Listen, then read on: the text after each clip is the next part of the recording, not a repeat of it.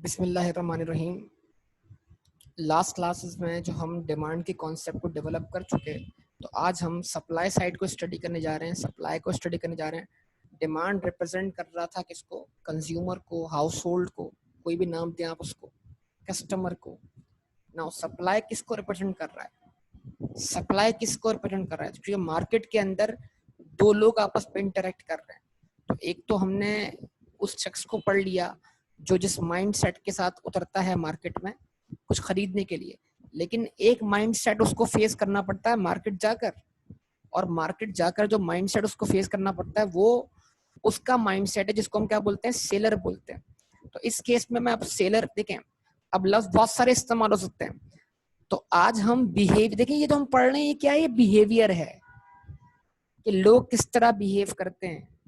तो इससे पहले हमने पढ़ा कंज्यूमर्स या कस्टमर्स किस तरह बिहेव करते हैं मार्केट्स में जाके, और आज हम पढ़ रहे हैं कि सप्लायर्स किस तरह बिहेव करते हैं।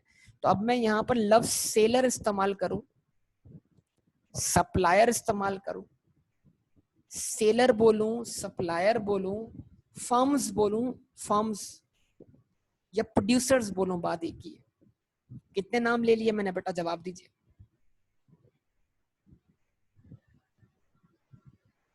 Seller, supplier, firms and what? Producers. इन चारों नाम से इसको पुकारा जा सकता है।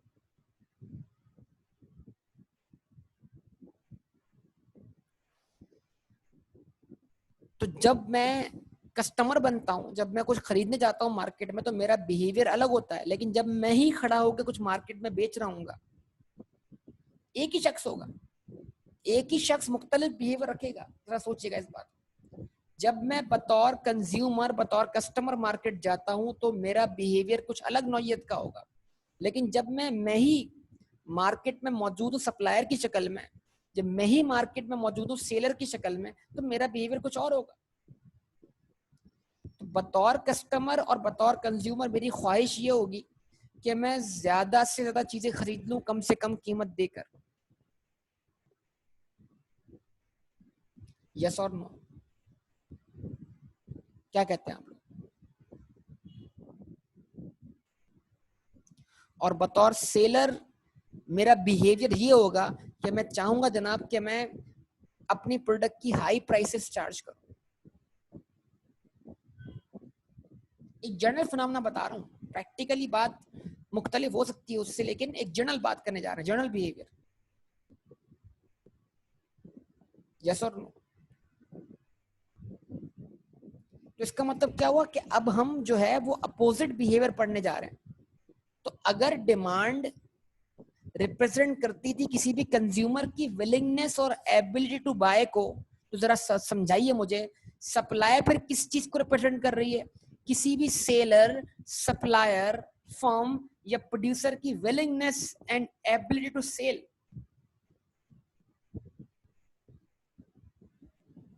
यस और नो?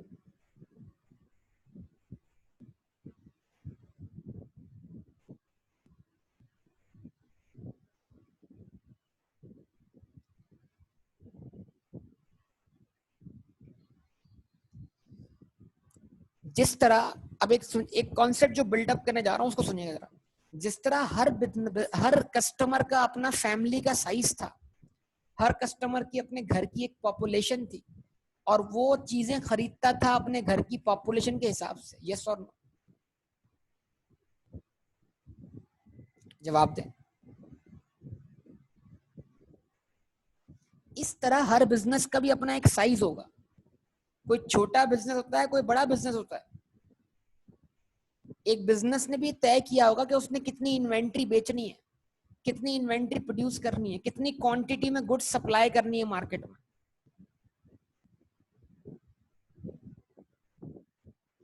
तो अगर हम ज्यादा इन्वेंट्री प्रोड्यूस करते हैं बेचने के लिए, तो क्या हम अपने बिजनेस को एक्सपेंड नहीं कर रहे, एक्सपेंशन नहीं ला रहे बिजनेस के अंदर?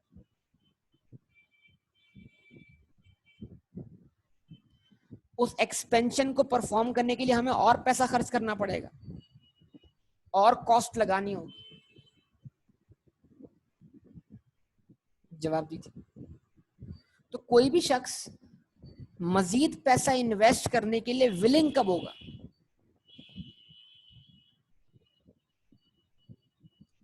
कोई भी शख्स मजीद पैसा लगाने के लिए विलिंग कब होगा?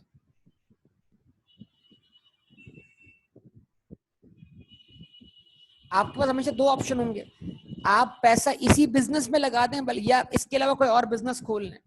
तो आप सेम बिजनेस को एक्सपेंड कब करेंगे? जब आपके बिजनेस का प्रॉफिट क्या हो, बढ़ना शुरू हो जाए। और अगर आपको पहले से ज्यादा प्रॉफिट मिल रहा हो तो आप चाहेंगे जनाब कि आप इसी बिजनेस को एक्सपेंड करते चले जाएं, यस और नो? इसी बिजनेस को बढ़ाते चले जाएं, ऐसा ही होगा। एक बड़ी जनरल बात कर रहा हूं, क्या ख्याल है? ऐसा ही होगा।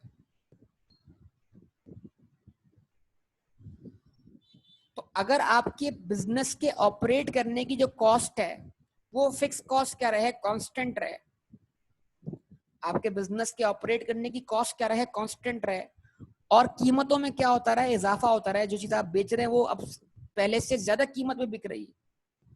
बिजनेस ऑपरेट करने की कॉस्ट वही की वही है, लेकिन कीमतें बढ़ रही हैं चीजों की। तो जरा बताइए, ऐसा होने से आपके बिजनेस की प्रॉफिटेबिलिटी बढ़ेगी या कम होगी?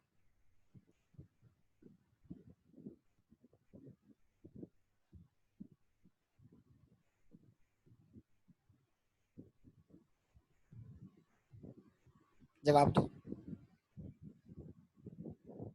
प्रॉफिटेबिलिटी कम होगी। कैसे? कॉस्ट अगर रुक जाए, कॉस्ट कांस्टेंट रहे और कीमतें, प्राइसेस बढ़ रही हो, तो मेरे बिजनेस की प्रॉफिटेबिलिटी क्या होगी? देखिए, अब एक बात समझ लें प्लीज, एक चीज समझ लीजिएगा। प्रॉफिट को दो तरीकों से बढ़ाया जा सकता है, एक तीसरा तरीका भी है, लेकिन फिल वक्त दो तरीके। कैसे प्रॉफिट बढ़ाया सकता है? What is profit? प्रॉफिट जो है वो सेलिंग प्राइस और कॉस्ट का डिफरेंस है, यस और नो? तो ये बात समझ जानी चाहिए आप। प्रॉफिट जो है वो सेलिंग प्राइस और कॉस्ट का डिफरेंस है ना? तो अगर कॉस्ट अपनी जगह ठहरी रहे और प्राइस बढ़ जाए, तो जरा बताइए, प्राइस बढ़ने से जो गैप था बिटवीन कॉस्ट एंड प्रॉफिट, वो between cost and selling price, वो बढ़ जाएगा नहीं बढ़ जाएगा? बढ़ जाएगा ना?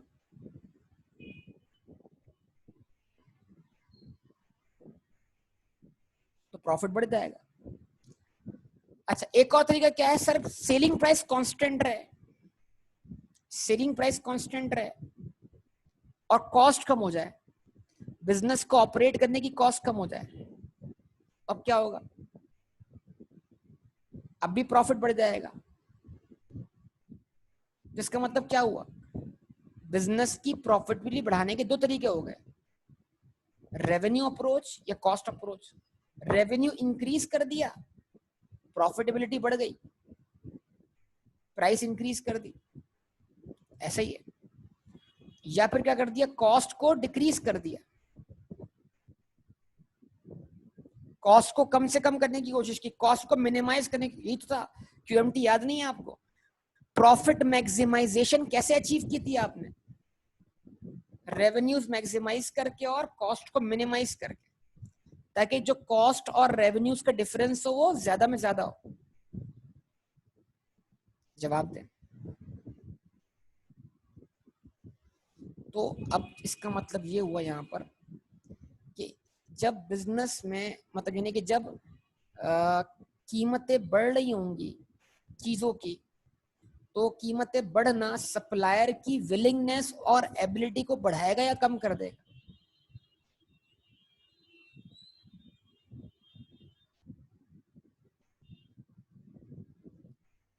जब किसी प्रोडक्ट की कीमतें, जो आप बिजनेस कर रहे हैं उस प्रोडक्ट की कीमतें मार्केट में इंक्रीज हो रही होंगी, तो जरा बताइए, कीमतें बढ़ने से प्रॉफिटेबिलिटी बढ़ेगी और प्रॉफिटेबिलिटी बढ़ने से सप्लायर्स की विलिंगनेस और एबिलिटी क्या होगी? इंक्रीज होगी या डिक्रीज होगी? जवाब दें सब लोग।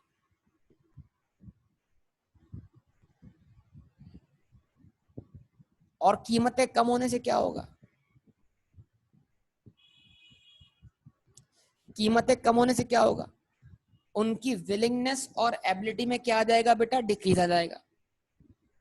तो अब इस कंटेक्स्ट में रहते हुए क्या करो, सप्लाई को समझो। सप्लाई, डिमांड क्या था, तलब थी, मार्केट में चीजों की तलब कितनी है, और सप्लाई क्या है, मार्केट में चीजों की रसद कितनी है। रसद मतलब मार्केट तक चीजों की रसाई, मार्केट तक चीजें पहुंचाई जाना, मतलब चीजें मार्केट तक पहुंचाना, ये किसका काम है? ऑब्वियसली डिमांड, जाहिर सी बात है, डिमांड जब डिमांड वाला कॉन्सेप्ट बतौर कंज्यूमर है और सप्लाई वाला कॉन्सेप्ट बतौर सेलर है। मैं अभी आपको बोल रहा हूँ ना, अगर आपको सेलर बना दिया जाए किसी चीज का तो आपका बिहेवियर कुछ और होगा, और जब आपको बना दिया जाए कस्टमर, कंज्यूमर, तो फिर आपका बिहेवियर कुछ और होगा। बतौर सेलर आप अलग सोच रखते होंगे, ये बिल्कुल वही बात है। बतौर अवाम आप हुक्मरानों के खिलाफ सोचते हैं, लेकिन जिस दिन आप हुक्मरान बन गए तो फिर क्या होगा, आपकी सोच बदल जाएगी बेटा।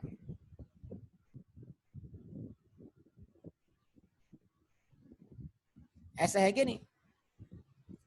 तो बतौर बतौर अवाम अभी आपको लोड शेडिंग अच्छी नहीं लगती, लेकिन बतौर हुक्मरान आपको लोड शेडिंग भी अच्छी लगना शुरू हो जाएगी।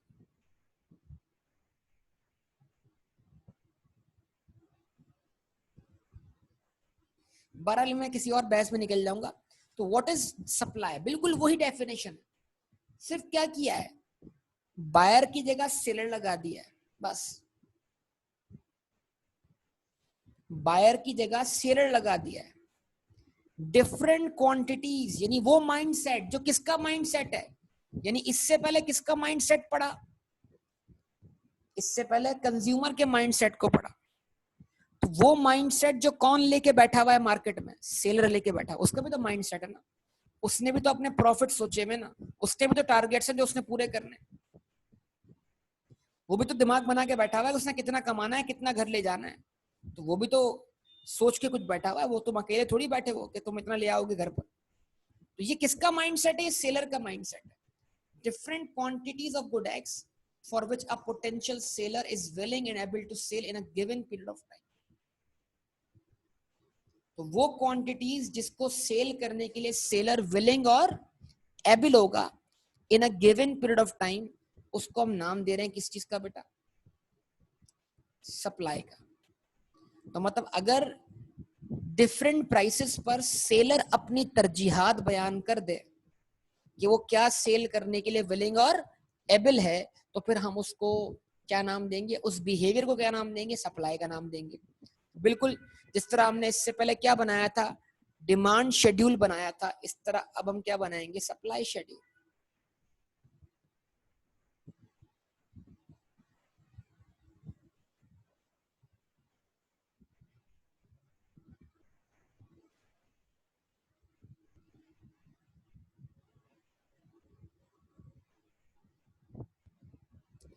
और सप्लाई भी दो वेरिएबल्स के रिलेशनशिप का नाम है, जिस तरह डिमांड भी दो वेरिएबल्स के रिलेशनशिप का नाम था, सप्लाई भी दो वेरिएबल्स के रिलेशनशिप का नाम है।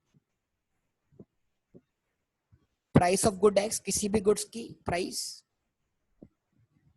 और क्यूएस, क्यूएस मतलब क्वांटिटी सप्लाइड।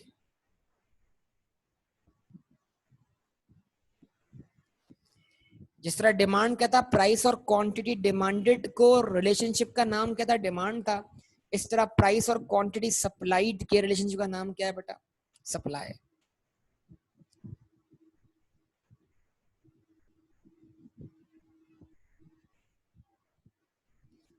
तो प्राइसेस वही रखूंगा ताकि डिमांड और सप्लाई का ताल्लुक जोड़ने में क्या आसानी हो, 50, 40, 30, 20, 10। ठीक है जी।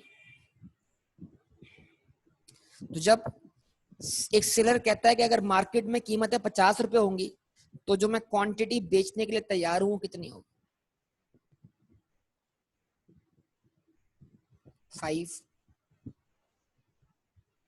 4, 3, 2 और 1। ठीक है। तो मतलब क्या हुआ, यानी अगर मिसाल के तौर पर अगर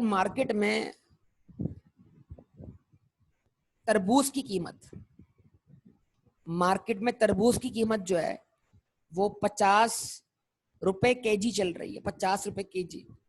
तो एक सप्लायर कहता है कि मैं 5 मन तरबूज लेके मार्केट में बेच दूंगा, इस तरह समझ। अगर वो कहता है नहीं, अगर कीमत जो है वो मार्केट में कितनी चल रही है 40 रुपए पर केजी, तो फिर मैं 5 मन नहीं बेचूंगा, मैं मार्केट में रहूंगा लेकिन मैं मार्केट में कम बेच के सरवाइव करूंगा, क्योंकि कीमतें कम होने से मेरी विलिंगनेस और एबिलिटी में क्या आ रही है, कमी आ रही है। तो अब मैं कितना कितना तरबूज बेचूंगा, 4 मन तरबूज बेच दूंगा।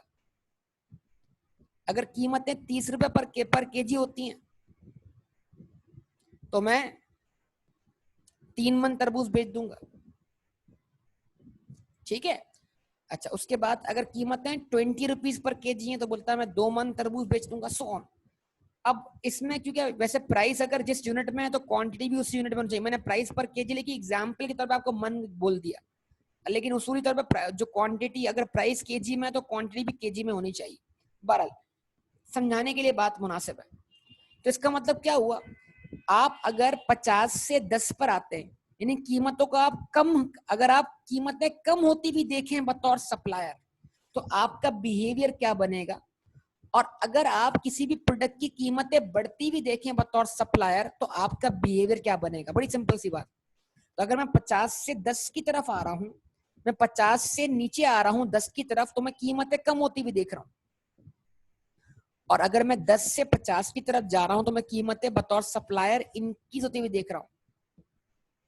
तो 50 से 10 तक आते हुए कीमतें कम हो रही हैं, तो बतौर सप्लायर मेरी विलिंगनेस और एबिलिटी में क्या आ रही है, कमी आ रही है।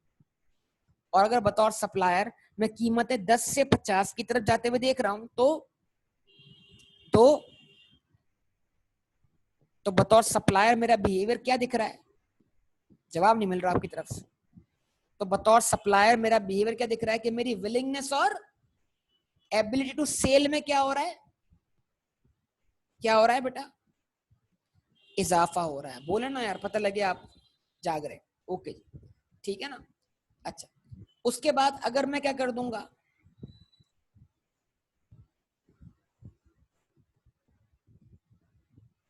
ये शेड्यूल बन गया। अब उसके बाद हम क्या करते हैं, बना देते हैं इसका डायग्राम।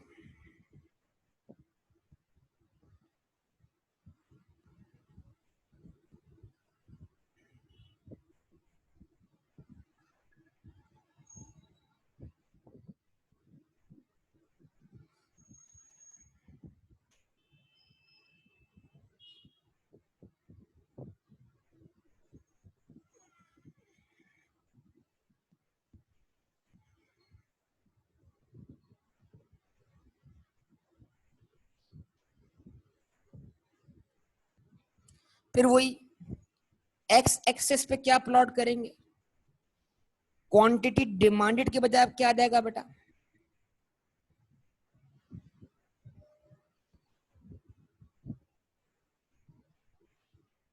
Quantity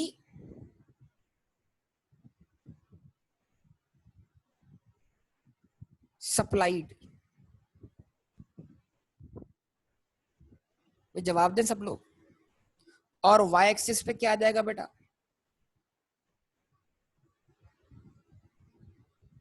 price. यस और नो। अब अगर मैं प्राइस प्लॉट कर देता हूं वाई एक्सिस पर, 10, 20, 30, 40, 50,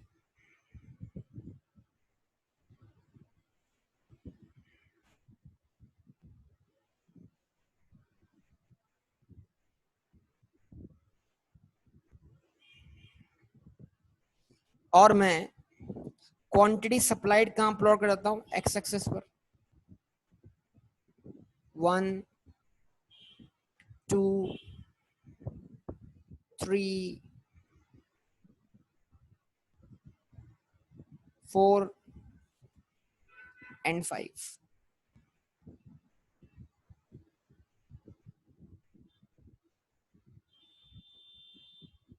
तो जरा बताइए कि इसको मैं कैसे मिलाऊं। तो 10 रुपीज जब प्राइस है तो क्वांटिटी सप्लाइड कितनी है?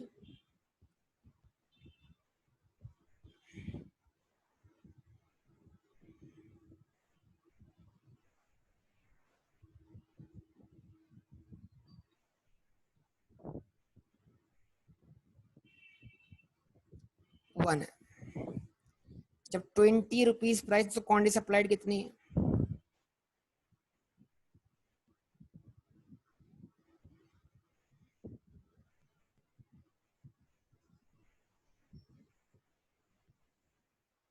जब 30 रुपीज प्राइस है तो क्वांटिटी सप्लाइड कितनी है?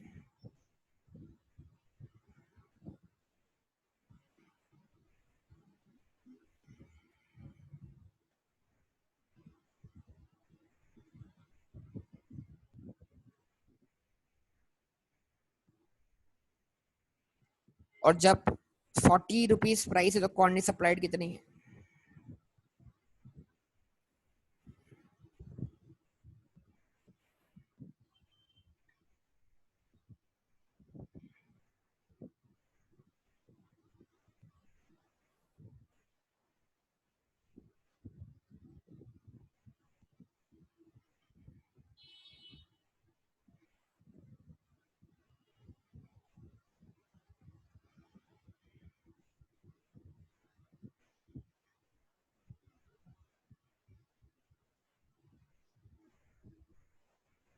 ठीक है जी।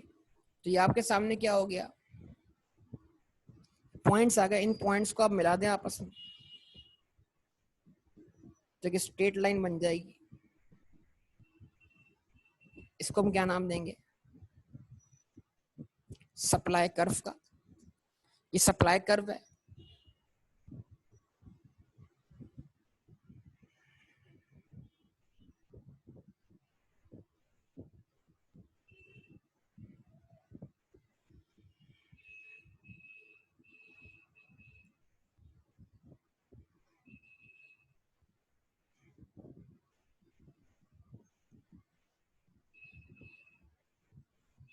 ठीक है जी। तो सप्लाई कर्व क्या शो कर रही है बेटा? सप्लाई कर्व शो कर रही है प्राइस का और क्वांटिटी सप्लाइड का।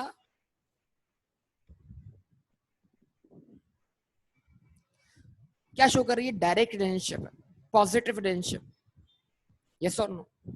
मतलब क्या दिख रहा है कि कीमतें बढ़ने पर सप्लायर की विलिंगनेस और एबिलिटी में क्या हो रहा है? इजाफा हो रहा है। कीमतें कम होने पर सप्लायर की विलिंगनेस और एबिलिटी में क्या आ रही है? कमी आ रही है। अब इसके बैकग्राउंड में कुछ और फैक्टर्स भी चल रहे हैं, लेकिन वो अभी आपके सामने नहीं आ सकते। खाली आपको इस स्टेटमेंट के ऊपर क्या करना है? फोकस करना है। अब बड़ा सिंपल सी बात है, जरा ये बताइए, एक सिंपल, एक आपसे सिंपल सवाल पूछता हूँ और सिंपल जवाब लेता हूँ। रमजान में एक फ्रूट बेचने वाला आम दिनों से ज्यादा फ्रूट बेचता है कि नहीं बेचता?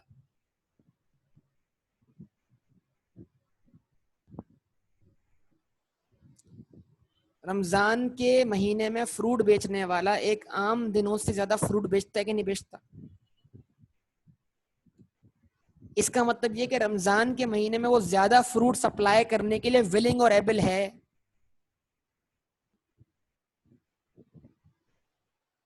यस, है ना?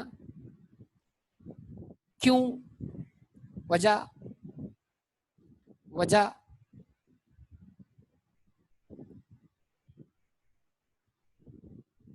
मैं सिर्फ सप्लायर के पर्सपेक्टिव से बात कर रहा हूँ।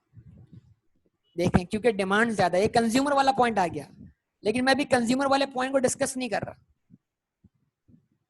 ये बात सच है, आपकी बात दुरुस्त है, लेकिन इस बात को भी मैं बीच में नहीं ला रहा। क्योंकि डिमांड ज्यादा है, करेक्ट है, इस बात से इनकार नहीं है। लेकिन मैं क्या अभी आपको डिमांड पढ़ा रहा हूँ? ये मैं भी आपको सप्लाई पढ़ा रहा हूँ। ये बात दुरुस्त है, इसको हम बाद में डिस्कस करेंगे, बीच में जरूर लाएंगे। लेकिन अभी गुफ्तगू सिर्फ हमारी महदूद है। किस हद तक महदूद है? सप्लायर की हद तक। उसमें हम कंज्यूमर को नहीं ला रहे। तो मैं सिर्फ इतना पूछ रहा हूँ कि रमजान में एक फ्रूट बेचने वाला आम दिनों से ज्यादा फ्रूट बेच रहा है। आपका जवाब बिल्कुल ठीक है कि डिमांड ज्यादा है। लेकिन मैं भी डिमांड वाली बात बीच में नहीं लाना चाह रहा, मैं बगैर डिमांड की बात करना चाह रहा हूँ। और फिर मैं किसी और पॉइंट पे ले आऊंगा, सब कुछ एक साथ मिक्स कर देंगे। क्यों कि सप्लाई ज्यादा क्यों हो रही है, ये तो बोल रहा हूँ कि क्वांटिटी सप्लाइड जो है वो ज्यादा क्यों हो रही है। वो रमजान के महीने के अंदर पहले से ज्यादा क्वांटिटी सप्लाई करने के लिए विलिंग और एबल क्यों है? क्योंकि रमजान में उसको कीमतें अच्छी नहीं मिल रही। क्या क्या प्राइसेस उसको अच्छी नहीं मिल रही? 100 वाला फ्रूट कितने का हो गया? 200 रुपए का। और 200 रुपए का होने के बाद भी लोग खरीद रहे हैं। प्रॉफिटेबिलिटी अच्छी। अच्छा ये बताइए रमजान में आपको, अच्छा ये बताइए रमजान में आपको चीजें बेचने वाले भी ज्यादा नहीं दिखते? मतलब चीजें बेचने वाले, मतलब आम दिनों के मुकाबले में जो स्टॉल्स लगे हुए हैं वो आम दिन में लगे हुए, लेकिन रमजान में कुछ स्टॉल ज्यादा लगे हुए हैं। रमजान में हमें कुछ नए नए फ्रूट बेचने वाले भी दिखना शुरू हो जाते हैं। रमजान में हमें कोई, क्या कहते हैं, एक बंदा आम दिनों के अंदर कोई चाट वगैरह बेच रहा हो या समोसे वगैरह बेच रहा हो वो तो बेचता है, लेकिन रमजान में कुछ और लोग भी ये सारे काम करना शुरू कर देते हैं। मतलब रमजान का महीना आते ही बहुत से लोगों की विलिंगनेस और एबिलिटी टू सप्लाई में क्या हो जाता है बेटा? इजाफा हो जाता है। जरा वजह तो बताइए क्यों? एक जवाब तो वही है, डिमांड। वो जवाब दुरुस्त है। एक डिमांड के पीछे वेदर, वो वेदर और डिमांड अपनी जगह पर है। वो कॉन्सेप्ट हमने डिमांड से पढ़ लिया और हम उसको खुद जोड़ेंगे सप्लाई के साथ। अभी नहीं जोड़ना, हम किसी पॉइंट पे जोड़ेंगे। आप बिल्कुल सही बोल रहे हैं। बस अभी जो है वो प्रॉफिटेबिलिटी है, अभी जो है वो क्या है? प्राइस है। सर कीमत, रमजान के महीने में चीजों की कीमतें अच्छी मिल जाती है। सर रमजान के महीने में प्रॉफिटेबिलिटी बढ़ जाती है, तो हर बंदा जो है वो बहती गंगा में हाथ धो लेता है बेटा?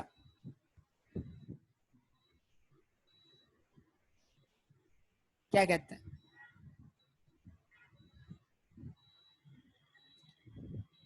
तो एक जेंट, देखो मेरा काम अभी ये है कि एक सिर्फ स्टेटमेंट जो हम पढ़ रहे हैं उस स्टेटमेंट को वेरीफाई करवाना। इन डिटेल बातें ऐड होती रहेंगी, लेकिन जब थोड़ा मामला टेक्निकल ऐसा है कि जो जिस वक्त जितना आपको पढ़ाया जाए उतना आपको याद रखना है। एक पॉइंट आएगा जहां पर हमने सारी बातें लिंक कर लेनी है आपस में। तो इसका मतलब क्या हुआ? अभी तक का कॉन्सेप्ट हमने ये पढ़ना है कि यार कीमतें बढ़ने से सप्लायर की विलिंगनेस और एबिलिटी में क्या होता है? इजाफा होता है। और कीमतें कम होने से सप्लायर की विलिंगनेस और एबिलिटी में क्या आ रही है? क्या आ रही है? रिस्पॉन्स दे दिया करें, कमी आ रही है। इसका मतलब ये हुआ कि जब मैं सप्लायर के बिहेवियर को स्टडी करता हूं तो मैं प्राइस और क्वांटिटी सप्लाइड का आपस में क्या ताल्लुक देखता हूं? Positive, direct relationship. यस और नो? तो उम्मीद करता हूं कि इस हद तक आपको बात समझ में आई होगी। फिर मैं डिमांड वाले पॉइंट को जरूर इन पे लाके जोड़ूंगा और आपको समझाऊंगा कि भाई इसका डिमांड से क्या ताल्लुक है। ये बिल्कुल है, डिमांड से बहुत गहरा ताल्लुक है। सप्लाई का डिमांड से ताल्लुक है, लेकिन अभी सिर्फ और सिर्फ फोकस किस पर है? सप्लाई। अच्छा जी, यहां तक क्लियर सबको बात? अब जिस तरह क्या था, मार्केट में कोई एक सप्लायर नहीं है, मार्केट में एक चीज के एक से ज्यादा सप्लायर है। तो एक होगी इंडिविजुअल सप्लाई और एक क्या होगी बेटा? Market supply. एक क्या होगी? इंडिविजुअल सप्लाई और एक क्या होगी बेटा? Market supply. जवाब दो। जिस तरह पहले मार्केट में एक से ज्यादा कंज्यूमर नहीं थे, मतलब एक एक कंज्यूमर नहीं था बल्कि एक से ज्यादा कंज्यूमर थे, तो वो उन उन सब कंज्यूमर्स का बिहेवियर मिलकर मार्केट का बिहेवियर फॉर्म कर रहा था। इस तरीके से तमाम सप्लायर्स का बिहेवियर मिलकर क्या करेगा? पूरी मार्केट के बिहेवियर को फॉर्म करेगा।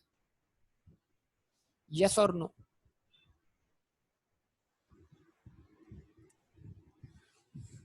ठीक है ना? तो अब इसका मतलब क्या हुआ? अगला जो पेज है उस अगले पेज में क्या करने जा रहा हूं?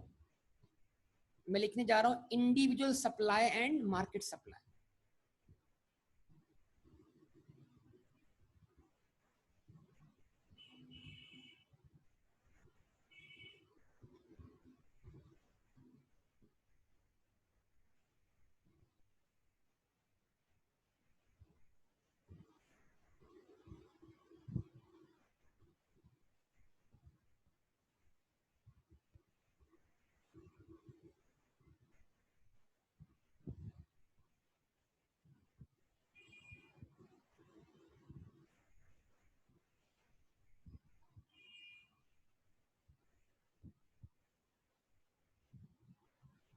ठीक है जी।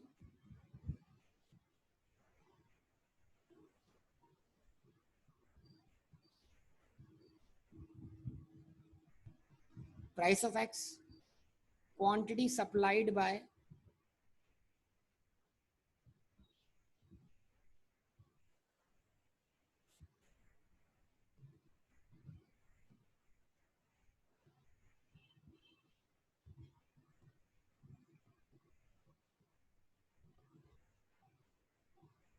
Quantity supplied by B, quantity supplied by सी।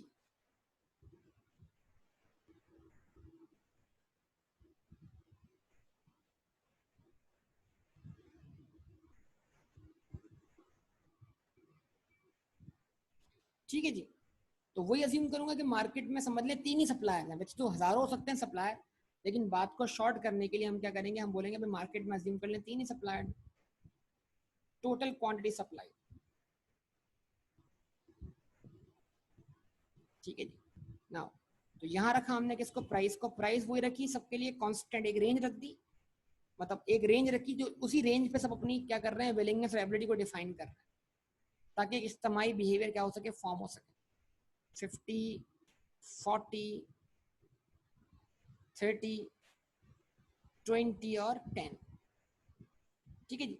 अब जरा देखिए ना, ए क्या बोलता है, ए बोलता है यार अगर कीमतें 10 रुपए हुई तो फिर मैं तो कुछ भी मार्केट में सप्लाई करने के लिए ना विलिंग हूं ना एबल हूं, मैं तो कर रहा हूं दुकान बंद, इस कीमत पे तो मैं कुछ नहीं बेचने वाला। अब मैं इंतजार करूंगा कीमतें ठीक होने का, जब तक कीमतें बढ़ नहीं जाए तब तक मैं क्या करूंगा, मैं तो विलिंग और एबल नहीं हूं। लेकिन बी कहता है मैं ए से बेहतर हूं, ए के पास किराए की दुकान है, इसको किराया भी निकालना है, इसको और खर्चे भी निकालने हैं, ए की कॉस्ट क्या है, मुझसे ज्यादा है, मेरी कॉस्ट जो है वो ए से कम है, तो मैं कॉस्ट के लिहाज से ए से बेहतर हूं।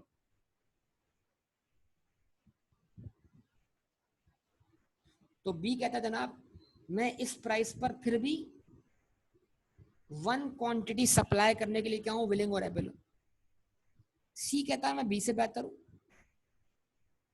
तो मैं इस प्राइस पर 2 क्वांटिटी सप्लाई सेल करने के लिए विलिंग और एबल हूं। तो जब अगर मार्केट में कीमतें 10 रुपए हैं पर केजी फ्रूट बोलते हैं, तो फिर मार्केट में इस प्राइस पर 3 केजी फ्रूट क्या हो रहा है, सेल हो रहा है।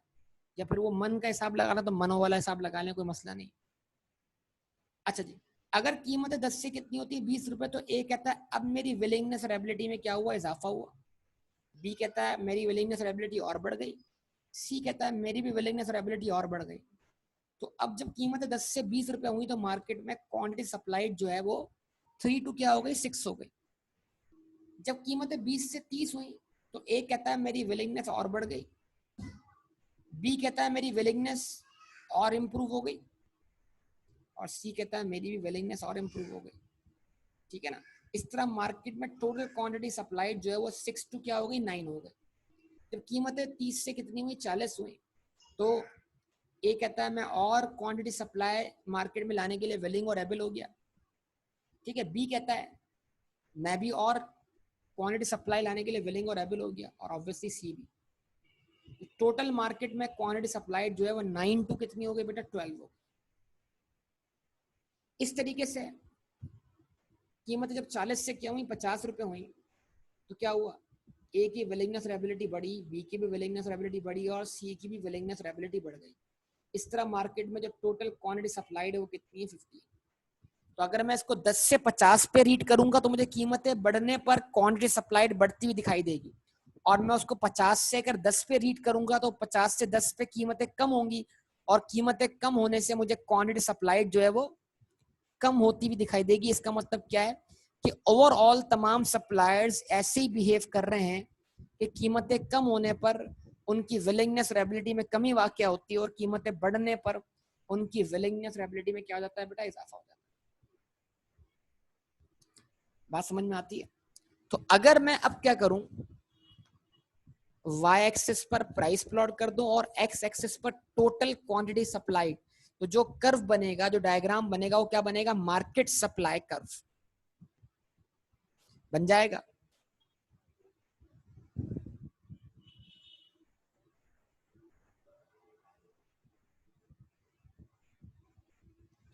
अगर आपके पास स्पेस ना हो तो आप नीचे बनाइएगा बिल्कुल।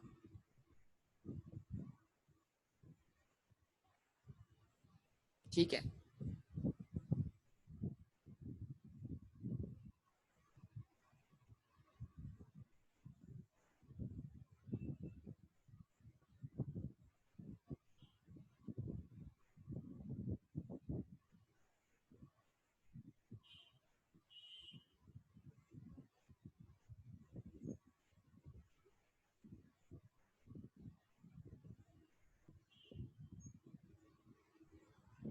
मार्केट सप्लाई कर्व बताइए।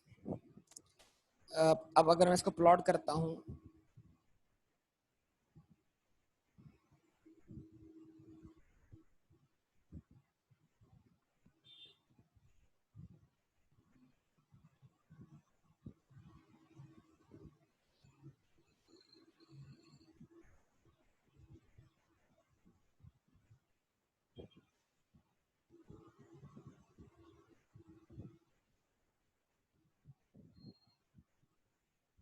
तो एक्स एक्सिस पे क्या प्लॉट किया मैंने,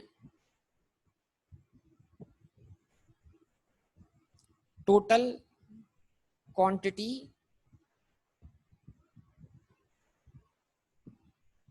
सप्लाइड। वाई एक्सिस पे क्या प्लॉट किया, प्राइस।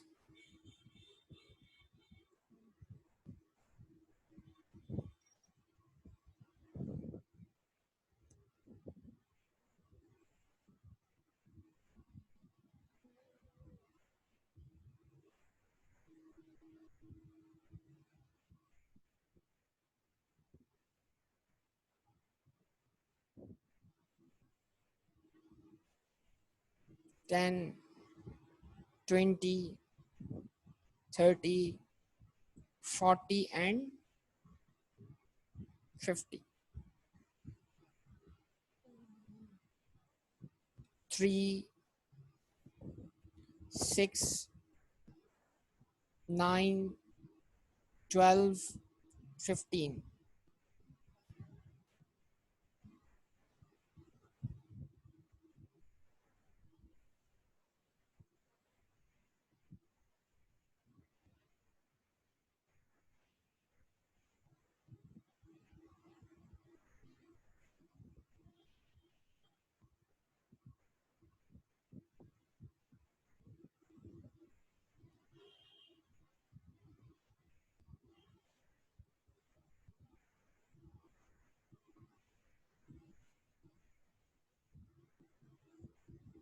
ठीक है जी, तो जब प्राइस 10 रुपीज है तो क्वांटिटी सप्लाइड मार्केट में कितनी है, 3 है। और जब प्राइस 20 रुपीज है तो क्वांटिटी सप्लाइड मार्केट में कितनी है,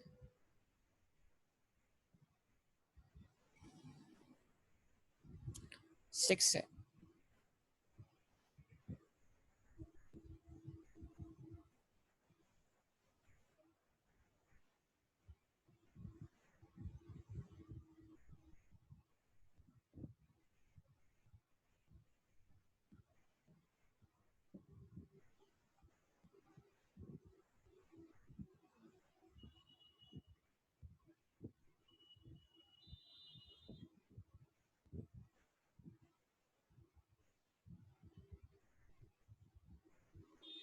ठीक है जी, और जब प्राइस 50 है तो सप्लायर की विलिंगनेस और एबिलिटी,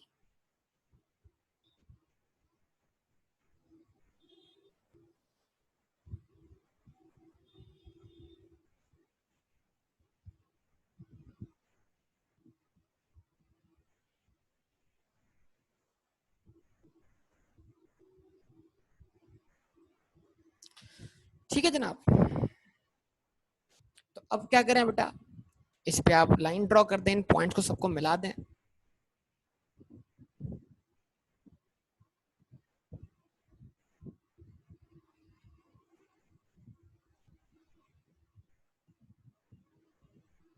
जब इन पॉइंट्स को मिला देंगे तो एक कर्व बन जाएगा, क्या नाम देंगे उसको, मार्केट सप्लाई कर्व। वही बिहेवियर है, जो इंडिविजुअल बिहेवियर था वही पूरा तमाम सप्लायर्स का मिलकर बिहेवियर दिखेगा जनाब, कि यानी कंबाइन मार्केट के अंदर भी तमाम सप्लायर इस तरह ही बिहेव कर रहे हैं कि प्राइसेस बढ़ने पर उनकी विलिंगनेस और एबिलिटी बढ़ जाती है और प्राइसेस कम होने पर उनकी विलिंगनेस और एबिलिटी कम हो जाती है।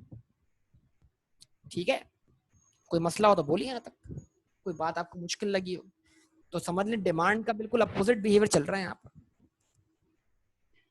यस और नो बोलिए सब लोग, बेटा जवाब दीजिए। ठीक है, ऐसा ही है ना। अच्छा, अब आपने डिफाइन करना है किस चीज को, आपने डिफाइन करना है यहाँ पर इंडिविजुअल सप्लाई और मार्केट सप्लाई को, बिल्कुल वैसे जैसे मैंने डिफाइन किया था इंडिविजुअल डिमांड और मार्केट डिमांड। क्या आप डेफिनेशन दे सकते हैं? आपको याद है मैंने लिखवाया था what is individual demand and what is market demand. इस तरीके से आप बिल्कुल जो मैंने लिखवाया था उसको सामने रखिए और उसको सामने रखते हुए आप डिफाइन कीजिए किस चीज को, इंडिविजुअल सप्लाई और मार्केट सप्लाई को। क्या आप ऐसा कर पाएंगे?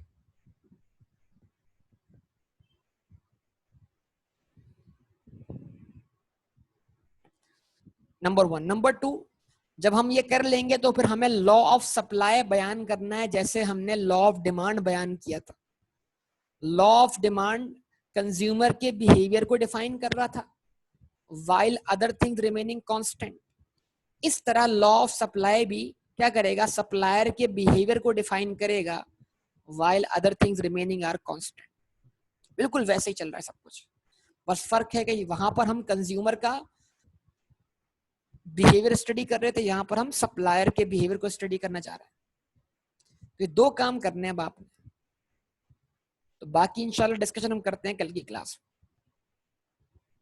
ठीक है, कर लेंगे इतना आप तो आज आपके लिए अच्छा खासा काम हो गया है। कभी कभी के दिन बड़े होते हैं और कभी कभी की रातें। कभी आपको होमवर्क मिलता ही नहीं है और कभी मिलता है तो बहुत सारा मिल जाता है।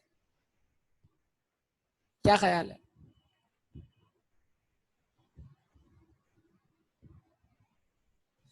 ठीक है ना। तो दो टास्क हो गए आपके आज, एक individual supply and market supply, number two law of supply. कर पाएंगे? उम्मीद की जाए आपसे। ठीक है जी, ओके। तो इंशाल्लाह फिर इसको आगे कंटिन्यू करेंगे आपके साथ कल की क्लास कि आप क्या करके आए। ओके बेटा, अल्लाह हाफिज जी। बेटा 4536 भी है बेटा, बिल्कुल question number, introduction to accounting. Okay जनाब, इसको स्टॉप करेंगे, बाकी डिस्कशन अगली क्लास में करेंगे। अल्लाह हाफिज।